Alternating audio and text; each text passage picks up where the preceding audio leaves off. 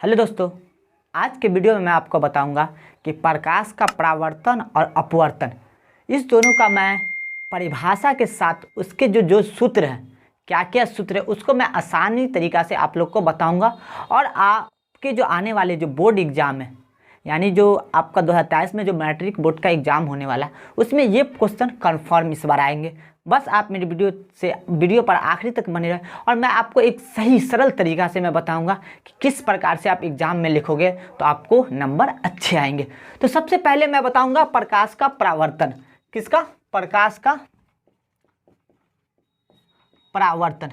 ये जो प्रकाश का परावर्तन है, ये है क्या, ये पहले आप जान लीजिए।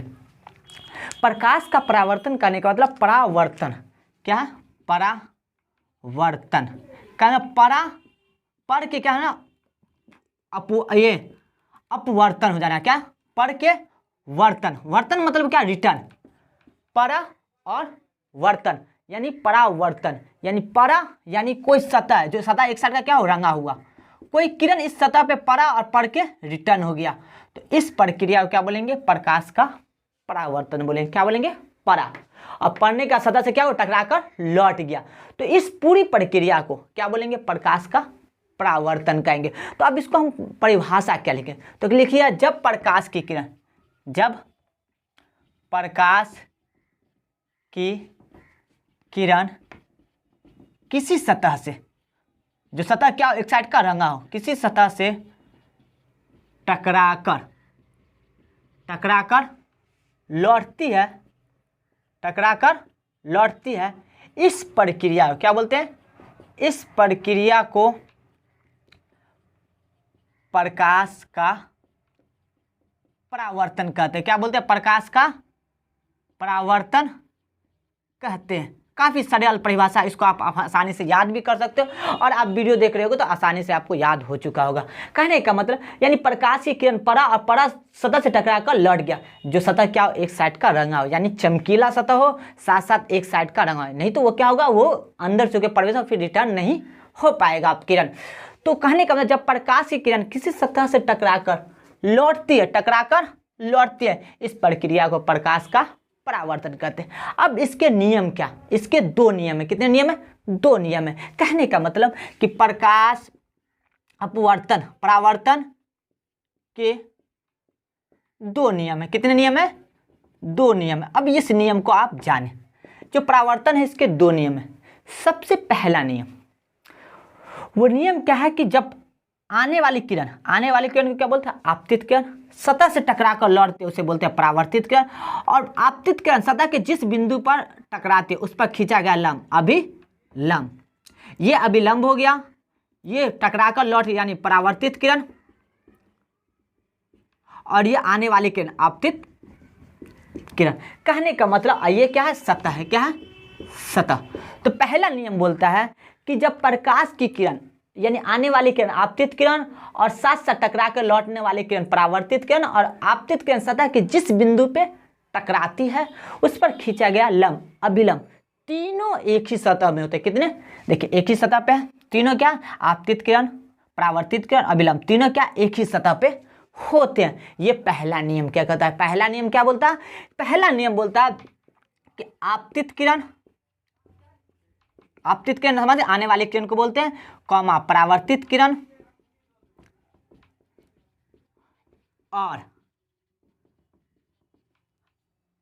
सतह और क्या, ये इसको बोलते हैं आपतन बिंदु। क्या बोलते हैं? आपतन बिंदु। यानी आपतित किरण सतह के जिस बिंदु पर टकराती है उसे हम आपतन बिंदु भी कहते हैं। तो आपतित किरण, परावर्तित किरण और आपतन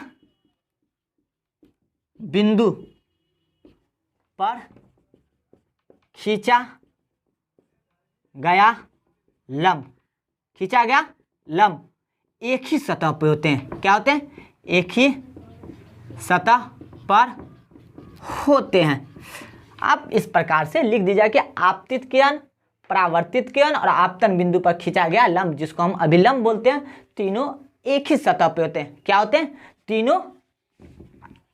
तीनों एक ही सतह पे। तीनों कौन? आपतित किरण, अपवर्तित आप खींचा गया लंब, जिसको हम लोग अभिलंब बोलते हैं, तीनों एक ही सतह पर होता है। ये हो गया पहला रूल। सेकंड रूल होता है कि आपतन कोण बराबर परावर्तन कोण। कहने का मतलब ये आपतित किरण और आपतन बिंदु पर खींचा गया लंब, इसके बीच का कोण क्या होता है? आपतन कोण, जिसको आय से सूचित करते हैं। परावर्तित किरण यानी सतह से टकरा कर लौटने वाली किरण परावर्तित किरण, इस पर खींचा गया लंब के बीच का कोण परावर्तन कोण, जिसको हम बोलते हैं स्मॉल r से सूचित करते। कहने का मतलब ये कोण और ये कोण आपस में क्या होंगे? बराबर होंगे। क्या होंगे? बराबर। फिर मैं एक पिक्चर दिखा देता हूँ। ये आने वाले किरण, ये जाने वाले के, इस पर खींचा गया लंब, ये कोण और ये कोण आपस में क्या होंगे? बराबर होंगे। कोण I जो आपतन कोण को सूचित करता है, कोण R परावर्तन कोण को सूचित करता है। यानी दूसरा नियम है कि आपतन कोण बराबर परावर्तन कोण, जिसको हम बोलते हैं कि I बराबर कोण R। अगर ये दोनों नियम जिस चीज पे फॉलो हो रहा तो वो समझिए प्रकाश का परावर्तन वहां पे हो रहा है, क्योंकि नियम बताता है कि हम ये नियम अगर फॉलो कर रहे हैं तो वहां प्रकाश का परावर्तन 100% सही हो रहा है। अगर ये दोनों नियम फॉलो नहीं हो रहा, रूल फॉलो नहीं हो रहा, तो आप समझ जाइए कि यहाँ पे प्रकाश का परावर्तन फॉलो नहीं हो रहा। आपके बोर्ड एग्जाम में इस प्रकार के क्वेश्चन 100% आते हैं और 2023 में कन्फर्म है आएंगे। फिर हम नेक्स्ट क्वेश्चन की ओर चलते हैं। अब हम बताए थे आपको, वीडियो में शुरू में ही बता दें कि प्रकाश का अपवर्तन के बारे में भी हम बताएंगे आपको। तो ये प्रकाश का अपवर्तन, ये पहले जानने से पहले आप जब रूल लिखिएगा तो पिक्चर जरूर बनाइएगा। पिक्चर जब आप बना रहे हो, चित्र जब आप बना रहे हो, तो 100% टीचर को समझ में आएगा और आपको अच्छा से अच्छा मार्क्स देगा। तो ये चीज़ अपने साथ माइंड में रखें। अब मैं आपको बताता हूँ प्रकाश का परावर्तन। अपवर्तन तो आप सीख चुके हो, अब हम परावर्तन सीख चुके, अपवर्तन के बारे में आप जाने। तो प्रकाश का अपवर्तन कहते हैं कि जब प्रकाश की किरण एक माध्यम से दूसरे माध्यम में प्रवेश करती, यहाँ पे माध्यम क्या होना चाहिए? चेंज होना चाहिए। क्या होना चाहिए? चेंज। यानी जब प्रकाश की किरण एक माध्यम, मान लीजिए एक माध्यम दूसरा है, यहाँ से प्रवेश इसमें करेगी तो वो जो आने वाली किरण है उसके पथ में क्या होगा? चेंजिंग होगा। क्या होगा? वो अपने पथ को चेंज कर देगा। इसी को बोलते हैं प्रकाश का अपवर्तन। कहने आने वाली किरण एक माध्यम से दूसरे माध्यम प्रवेश करती है तो उसके पथ में क्या होता है? विचलन हो जाता है, यानी अपने पथ पर नहीं चल पाती है, वो चेंज कर लेती है पथ को, यानी रास्ते को चेंज कर लेती है। तो इस प्रक्रिया को क्या बोलते हैं? प्रकाश का अपवर्तन बोलते हैं। तो हम फॉर्मूला, ये परिभाषा कैसे लिखेंगे? जब प्रकाश की किरण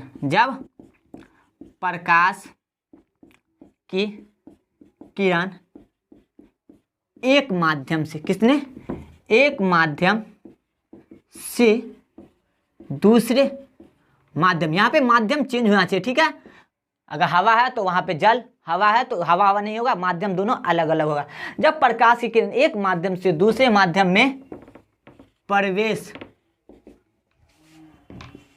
करती है तो प्रकाश के पथ में क्या होता? प्रकाश के पथ में क्या होता है? विचलन होता है। प्रकाश का पथ क्या होता है? चेंज हो जाता है। तो जब प्रकाश की किरण एक माध्यम से दूसरे माध्यम प्रवेश करती है तो प्रकाश के पथ में परावर्तित होता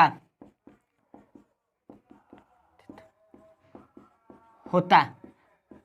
यानी कहने का मतलब, या फिर आप यहाँ पे लिख सकते हो, जब प्रकाश की किरण एक माध्यम से दूसरे माध्यम में प्रवेश करते हो तो प्रकाश के पथ में क्या होता है? प्रकाश के पथ में परिवर्तित हो, या फिर आप लिख सकते हो प्रकाश का पथ चेंज हो जाता है। क्या होता है? परावर्तित होता है। जब प्रकाश की किरण एक माध्यम से दूसरे माध्यम में प्रवेश करती है तो प्रकाश के पथ में क्या होता है? विचलन होता है। क्या होता है? विचलन या चेंज, वही लिख सकते हैं, विचलन होता है। इस प्रक्रिया को प्रकाश का अपवर्तन कहते हैं। अब आप पिक्चर से समझ जाइए। मैं दो माध्यम लेकर, एक वायु लिया और दूसरा कांच लिया। ये दो माध्यम है, ऊपर में वायु है, नीचे में कांच है।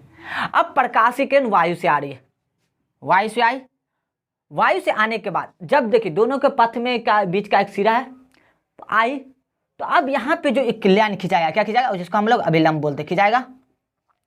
यहाँ पे वायु से कांच में प्रवेश करेगा तो यह अभिलंब के ओर मुड़ेगा। मतलब कि ये रास्ता ऐसे होना चाहिए, लेकिन रास्ता कैसे हो जाता है? नीचे, यानी उसके पथ में क्या होता है, विचलन हो जाता है। जो पथ का रास्ता इधर जाना चाहिए वो जाके नीचे चला जाता है। अब ये चीज़ जानिए कि ये चीज़ हुआ क्या, हो सकता है इससे बाद भी आ सकता है।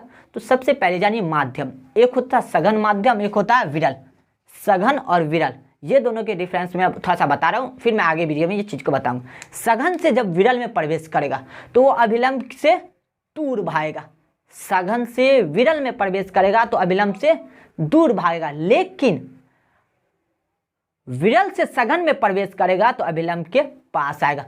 विरल और सघन क्या है ये समझिए, जिसका आयतन ज़्यादा हो वो क्या होगा, सघन होगा, जिसका उससे कम हो उसको वो विरल। वहाँ पे देखिए वायु और कांच में, कांच ठोस पदार्थ है, वायु क्या ठोस नहीं है, तो इसका क्या होगा, ये हो गया सघन और ये क्या विरल। इसीलिए जब प्रकाश की किरण आ रही है तो सघन से जब विरल में प्रवेश करे तो अभिलंब के पास आ रही, लेकिन उसके पथ में क्या हो, चेंजिंग, विचलन हुआ। इसी को बोलते हैं प्रकाश का अपवर्तन। इसके भी दो नियम है, प्रकाश के अपवर्तन के दो नियम। अब ये दो नियम क्या है वो पहले जानिए। पहला नियम हम दिखाते हैं। पहला नियम बोलता है कि आपतित किरण, अब यहाँ पे एक चीज चेंज आएगा, अब परावर्तन अपवर्तन में आने वाली किरण, आपतित किरण जो पहला माध्यम में प्रवेश करे, जो शुरू के माध्यम से आपतित किरण, जब वो दूसरे माध्यम में गुजरेगी तो इसको बोलेंगे परावर्तित नहीं, अपवर्तित किरण। क्या बोलेंगे, अपवर्तित किरण। यानी आपतित किरण आने वाली किरण एक माध्यम से दूसरे माध्यम में जो प्रवेश करेगी किरण उसे बोलेंगे अपवर्तित किरण। और साथ साथ ये जो आपतित किरण के जिस बिंदु यानी आपतन बिंदु पर खींचा गया लंब अभिलंब तीनों एक ही समतल में होते, एक ही सतह में होते हैं, यानी दोनों का फॉर्मूला सेम होता है, लेकिन यहाँ पे परावर्तित, वहाँ पे क्या होगा, अपवर्तित। यानी कहने का मतलब कि आपतित किरण कॉमा अपवर्तित किरण और आपतित किरण, अपवर्तित किरण और अभिलंब तीनों एक ही समतल में होते हैं। क्या होते हैं, एक ही सतह पे होते हैं, एक ही सतह पर होते हैं, ये भी ले सकते हैं। आप लोग को समझ में जरूर आया होगा कि आपतित किरण आने वाली किरण को बोलते हैं अपवर्तित किरण। जब एक माध्यम से दूसरे माध्यम में जो किरण प्रवेश करते हैं उसे हम अपवर्तित किरण। और आपतन बिंदु पर खींचा गया लंब जो सतह के साथ 90 डिग्री का कोण बनाता है, इसको बोलते हैं अभिलंब। क्या बोलते हैं, इसको बोलते हैं अभिलंब, इसको बोलते हैं आपतित, और इस किरण को बोलते हैं अपवर्तित। तो कहने का मतलब आपतित किरण, अपवर्तित किरण और अभिलंब तीनों एक ही सतह पर होता है। ये पहला। दूसरा नियम है कि प्रकाश के किसी विशेष वर्ण के लिए, वर्ण मतलब होता है रंग, प्रकाश कितने रंगों से मिलकर बनते हैं, 7 रंगों से। कितने रंगों से, 7। श्वेत प्रकाश 7 रंगों से मिलकर बनते हैं। तो प्रकाश के किसी विशेष वर्ण के लिए, यानी उसमें जो विशेष वर्ण होगा उसमें आपतन कोण की जया और अपवर्तन कोण की जया का एक नियतांक होगा। अब नियतांक मतलब हो गया कि कांस्टेंट मान आएगा, और साथ साथ जया मतलब होता है साइन, यानी कितना एंगल है। तो आपतन कोण की जया यानी आपतन कितना डिग्री पे है, फिर अपवर्तन कोण की जया का अनुपात एक नियतांक हो। लेकिन प्रकाश के किसी विशेष वर्ण के लिए रंग उसमें 7 होता है, किसी विशेष एक रंग से लेंगे। यानी प्रकाश के किसी विशेष वर्ण मतलब क्या था, रंग के आपतन कोण की जया, किसका, आपतन कोण की जया और अपवर्तन कोण की जया, अपवर्तन कोण की जया का एक नियतांक होता है। नियतांक मतलब कांस्टेंट मान होता है। अब यहाँ पे समझिए आपतन कोण किसे कहते हैं और अपवर्तन कोण किसे कहते हैं। आपतन कोण यानी आपतित किरण और अभिलंब के बीच का आपतन कोण, अभिलंब और ये जो दूसरे माध्यम में जो किरण प्रवेश करी, यह माध्यम फर्स्ट था और ये माध्यम फर्स्ट है, ये सेकेंड। दूसरे माध्यम में जो प्रवेश किया इस किरण को क्या बोले, अपवर्तित किरण।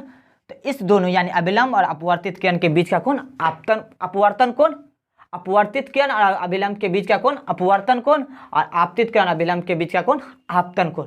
इस दोनों का जो एंगल होता है वो एक निश्चित न्यांक है, मतलब साइन आई, आपतन कोण को आई से और अपवर्तन कोण को आर से बट्टा एक नियतांक। कहने का मतलब कि प्रकाश के किसी विशेष वर्ण के लिए आपतन कोण की ज्या और अपवर्तन की कोण की ज्या का एक निश्चित नियतांक होता है, जिस जो क्या है अपवर्तन का सेकंड नियम है। तो आप समझ गए होंगे कि इसको जो हम बोलते हैं क्या बोलते हैं, ये एक रूल भी है। ये आप अपने किताब में देखिएगा, जो ये इसको रूल भी बोलते हैं। ये रूल मुझे याद नहीं आ रही कि रूल एक है, ठीक है, कि प्रकाश के किसी विशेष वर्ण के लिए आपतन कोण की ज्या और अपवर्तन कोण की ज्या का एक निश्चित नियतांक होता है, जो कि साइन आई बराबर साइन आर। तो मैं आपको वीडियो में समझा दिया कि अपवर्तन, प्रकाश का अपवर्तन कोण किससे ज्यादा, उसके नियम, साथ साथ प्रकाश का परावर्तन अपवर्तन कोण और उसके नियम, दोनों को मैं एक ही वीडियो में समझा दिया। ये दोनों ही क्वेश्चन काफ़ी इंपॉर्टेंट है, आपके आने वाले बोर्ड एग्जाम में 100% ये क्वेश्चन आने का पूरी संभावना है इस बार है, क्योंकि नेक्स्ट ईयर में ये नहीं, पिछले साल में ये क्वेश्चन नहीं आए हैं। तो आप इसको ध्यान से देखिए, तो आपको बिल्कुल समझ में आ गया कि आपने क्या बनाया, क्या समझ में नहीं आया, ठीक है। तो समझ में आ गया होगा कि प्रकाश का किसी विशेष वर्ण के लिए आपतन कोण की ज्या और साथ साथ अपवर्तन कोण की ज्या और आपतन कोण की ज्या का एक निश्चित नियतांक होता है, जिसे हम क्या बोलते हैं, ये हो गया प्रकाश का एक रूल है और साथ साथ ये नियम के अंतर्गत भी आते हैं। तो आप चाहे तो इसका स्क्रीनशॉट ले सकते हैं, और वीडियो आपको अच्छा लग रहा है तो वीडियो पर ज़्यादा से ज़्यादा लाइक, कमेंट और ज़्यादा शेयर करें। देखने के लिए थैंक यू फॉर वॉचिंग।